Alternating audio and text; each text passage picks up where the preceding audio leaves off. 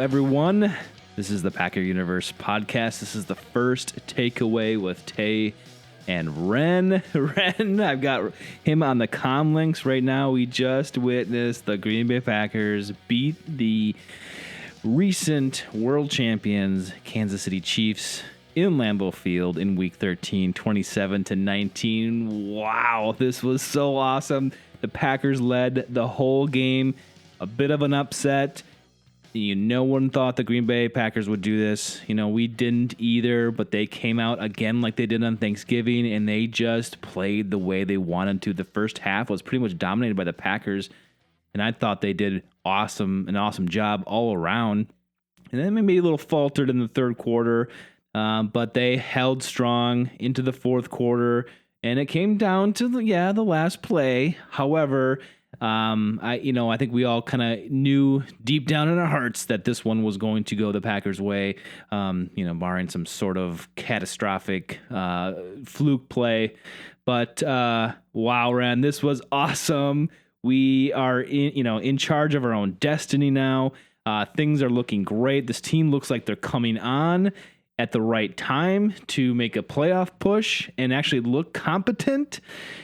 Everything looked awesome tonight. This was so fun, especially against the world champion Kansas City Chiefs. Ren, how are you feeling right now? I mean, Tay, how can you not feel really, really just outstanding at this moment?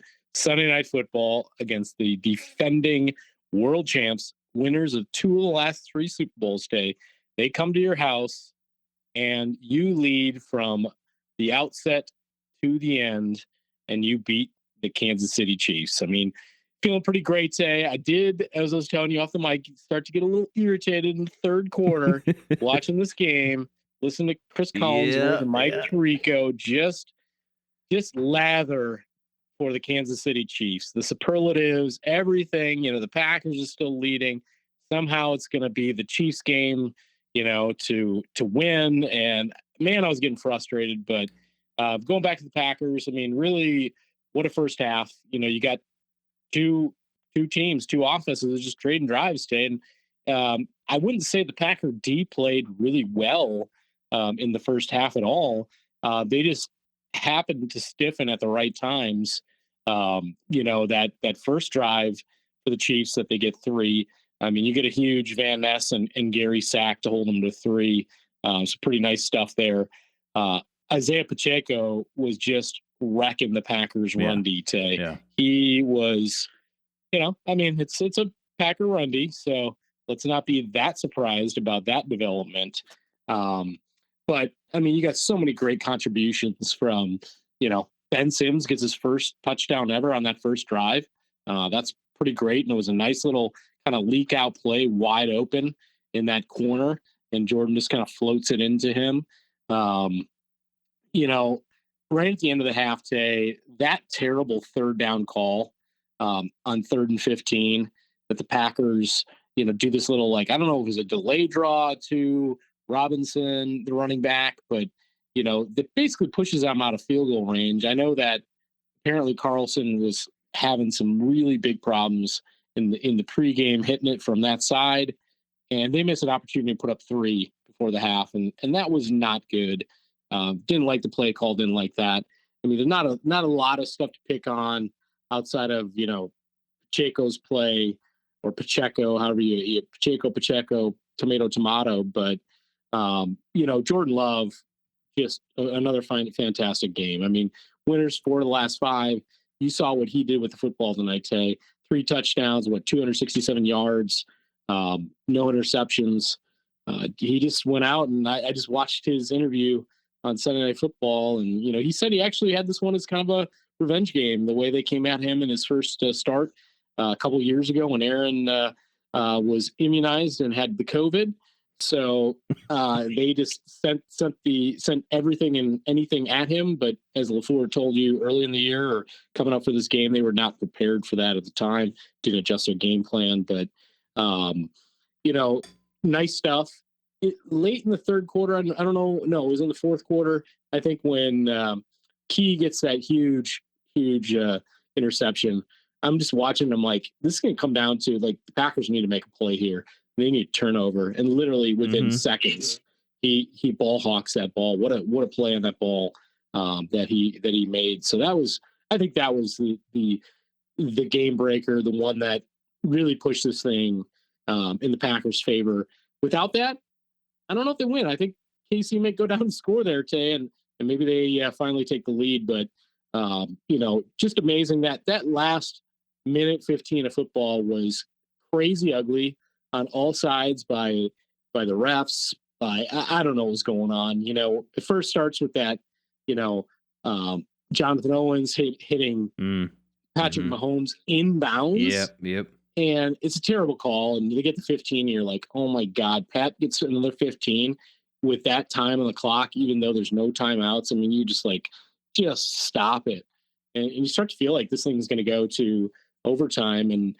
And man, they're asking the guy in the booth, like, oh, that one should have been an interference, like a play after that. And then even on the last play, Tay, they're like, I don't know, there's some push-offs there. That's a scrum, Tay. It's a scrum. Everybody's pushing and moving. You got about 8-9 guys down there in that corner, and get out of town. One guy pushes, one guy doesn't. There's about 10 things you could probably call on that play if you want. You let them play. Thankfully they did. The Packers get out of there with a win, but hey, again, fantastic win. You beat a really great football team in your house. Matt LaFleur goes to 16-0 at home in the month of December. I thought the game call was great. A lot of nice things with Tucker Kraft, even though a couple of them didn't turn out well. There were a few that they wish they could have had back when he was leaking out, because there would have been some really easy points on a couple of those as well. So yeah. Just super excited, man. How can you not be? They just beat the Chiefs, man. Yeah. And they're rounding into form. And again, we just talked about this week. Again, just more progression. Man, the young offense seems to be progressing.